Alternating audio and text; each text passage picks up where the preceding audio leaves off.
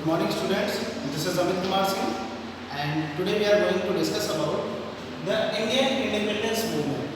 Students, in today's video we will discuss about what happens after the revolt of 1857. So as you know that the revolt of 1857 was unsuccessful due to the different reasons, and some of the British historians they declared that the revolt of 1857 it was just a sepoy mutiny, but some of the Indian historians they have described that the revolt of 1857 was the first war of independence. However, the revolt was unsuccessful, but it had made some of the positive implications in the minds of the Indians, and people started to think that if we get united then we can remove the Britishers from the India. And in today's video we will focus on what happens after that. So after the revolt of 1857 there was also the demand of several associations, and some of the new associations were formed in India, just like the Pune Sarvajanik Sabha, Bombay Presidency Association and several other associations. The dissatisfaction from the British rule it get intensified between the 1870s and 1880s. So what was the reason behind it? In 1878, this year was an important year if we are discussing about the Indian independence movement, because in this year the Arms Act was introduced by the Britishers. Arms Act. It was introduced in the year of 1878.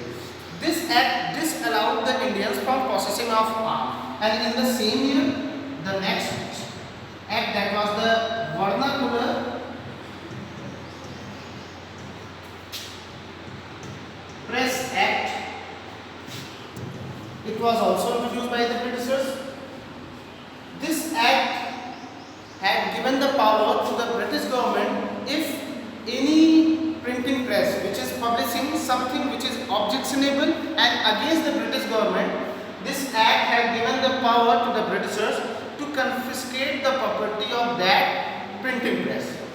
So means to say that this act it was an effort to silence the voice of those people who were critical of the British government. And just after that, in 1883, Ilbert Bill was introduced by the British Parliament.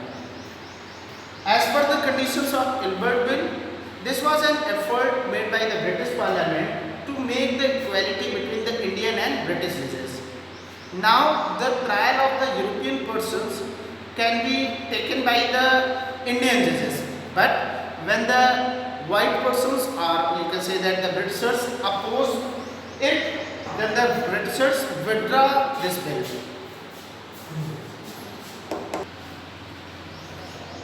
So as I had already told you, this was the time when people started to think that there was a demand for an all India organization, and the Ilbert Bill controversy it has deepened this desire, and in December 1885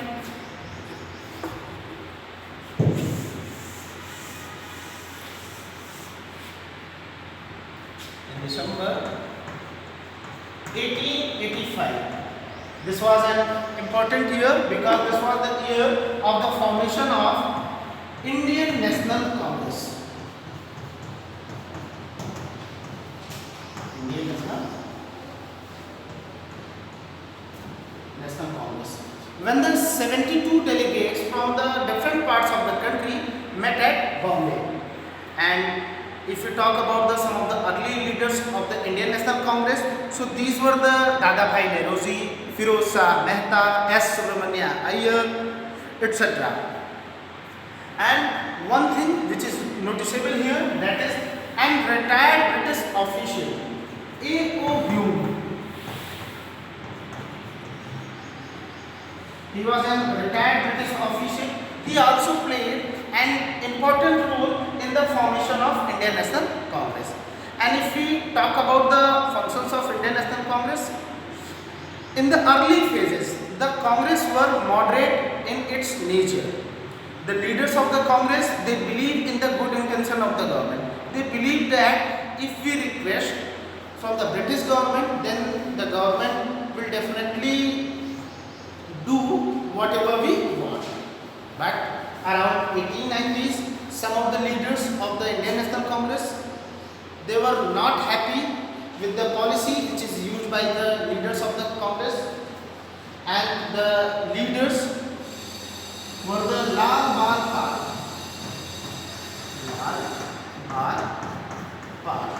Lal Bal Pal means Lala Lajpat Rai, Bal Gangadhar Tilak, and Bipin Chandra Pal. These were the leaders of the radical group of the Congress.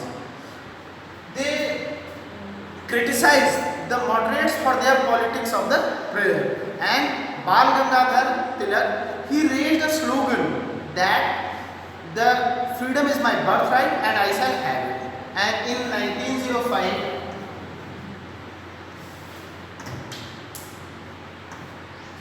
the British partitioned the Bengal.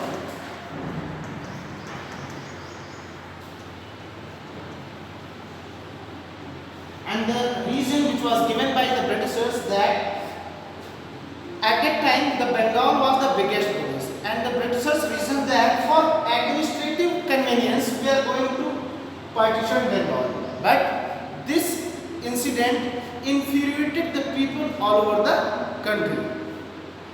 So students, that's it for today's, and we'll continue the topic in the next video.